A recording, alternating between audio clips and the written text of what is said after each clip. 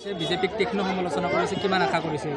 হয়, মইতো আপোনালোকক আগতে কৈছোঁ, পোনপ্ৰথমে ডি নিউজ প্লাছ আৰু বড়োলেণ্ড পাব্লিক মোক ইমানখিনি মৰম দিয়াৰ বাবে বিচাৰি অহাৰ কাৰণে মই পোনপ্ৰথমে আপোনালোক দুয়োকে মই ধন্যবাদ জনাইছোঁ। যিয়ে হওক, মইতো আপোনালোকক আগতে কৈছোঁ মোৰ কোনো কণ্টেষ্টত নাহিবই, মোৰ ৰাইজৰ আশীৰ্বাদ আছে। তো আপোনালোক সকলোৱে দেখাই পাইছে ৰাইজৰ কেনেকুৱা সঁহাৰি। এতিয়া ইতিমধ্যে আপোনালোকে স্বচক্ষে দেখা পাইছে দুলু আহমেদ ডাঙৰীয়া যিখিনি কথা কৈছে সঁচা কথাই কৈছে, মোৰ কাৰণে ভাল ফল হ'ব বুলি তেওঁ গম পাইছে। নিৰ্বাচনী প্ৰচাৰ সভা কেনেধৰণে ক'ত কৰি আছে? নিৰ্বাচনী প্ৰচাৰ সভা মই গাঁৱে ভূঞে ৰাইজৰ পদূলে পদূলে কৰি আছোঁ। মই বিশেষকৈ মোৰ লগত দুখীয়া শ্ৰেণীৰ ৰাইজ আছে, মই দুখীয়া শ্ৰেণীৰ ৰাইজ, মই আগতেও গৰীবৰ বন্ধু আছিলোঁ, এতিয়াও মই গৰীবৰ বন্ধু যেনেকৈ হৈ থাকিব বিচাৰোঁ তেনেকুৱাকৈ মই গৰীবৰ হৈ ঘৰে ঘৰে গৈ ধুনীয়াকৈ মই গাঁৱে গাঁৱে গৈ নিৰ্বাচনী প্ৰচাৰ ধুনীয়া সুন্দৰভাৱে মই ৰাইজৰ লগত সহযোগিতাত তেওঁলোকৰ পৰামৰ্শ লৈ কৰি আছোঁ। বিজেপিৰ প্ৰাৰ্থীগৰাকীয়ে উল্লেখ কৰিছে তেখেতে বিপুল ভোটত জয় হ'ব। হয়, তেওঁলোকেতো ক'ব কণ্টেষ্ট নহয় বুলি কৈছে। হয়, তেওঁলোকেতো ক'বই পাৰিব।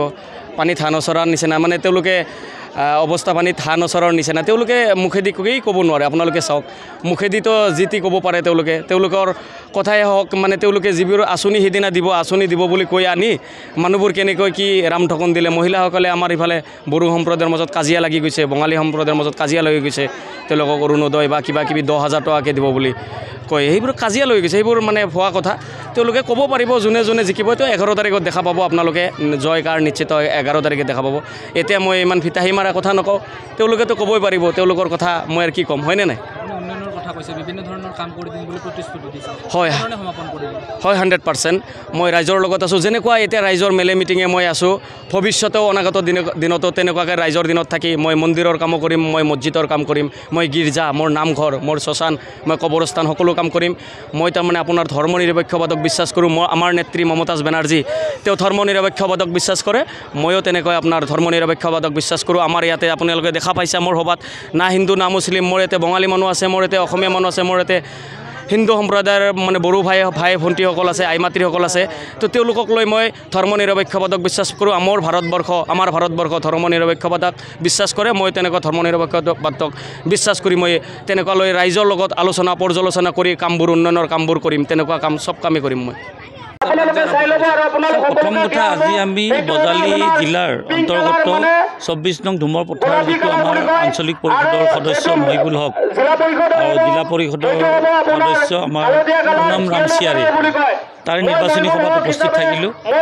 থাকি এটা কথা গম পালোঁ, আজি দুদিন পূৰ্বে ইয়াতে শাসকীয় বিজেপি মন্ত্ৰী ৰঞ্জিত দাস ডাঙৰীয়াই ইয়াত নিৰ্বাচনী একেটা স্থানত নিৰ্বাচনী সভা কৰিছিলে, মাত্ৰ 100-150 মানুহে।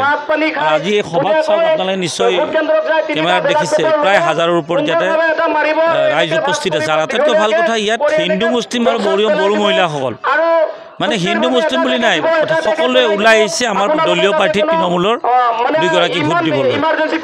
ইতিমধ্যে মহিবুলক জয়লাভ কৰিব আৰু পুনম ৰামচিয়াৰীৰ ক্ষেত্ৰত যদিও প্ৰতিদ্বন্দ্বিতা আছে শেষ মুহূৰ্তত, কিন্তু পুনম ৰামচিয়াৰী জিলা পৰিষদৰ সদস্য প্ৰাৰ্থী জয়লাভ কৰিব।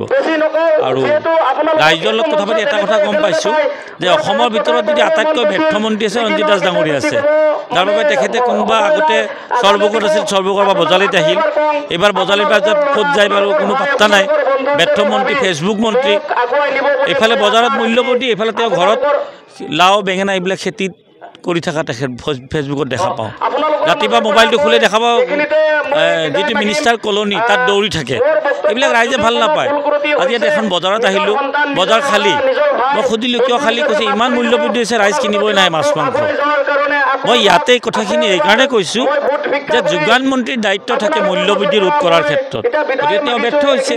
ব্যৰ্থ হোৱাৰ কাৰণে ৰাইজে গম পাইছে, যদি যোগান মন্ত্ৰী ব্যৰ্থ তেতিয়াহ'লে আৰু বিজেপি চৰকাৰৰ লগত থাকি লাভ নাই, যাৰ বাবে তৃণমূল কংগ্ৰেছৰ প্ৰাৰ্থীক জয়লাভ কৰিব। দলে বলে আগুৱাই আহিছে, আপোনালোকে কেমেৰাটো দেখাই দিয়ক, বহুত ইয়াত 1000ৰ ওপৰত স্থানীয় ৰাইজে তৃণমূল কংগ্ৰেছৰ প্ৰাৰ্থীক সমৰ্থন কৰি ইয়াত যোগদান কৰিছে। আজি সভা বিজেপি বিভিন্ন ধৰণৰ আঁচনি ৰাইজৰ মাজত লৈ আহিছে, এনে ক্ষেত্ৰত চাওক, আঁচনিৰে তেখেতসকলৰ সফলতা বুজাব নোৱাৰে, কাৰণ চৰকাৰ যি দলৰে নাথাকক আঁচনি প্ৰত্যেক দলে দিবই লাগিব।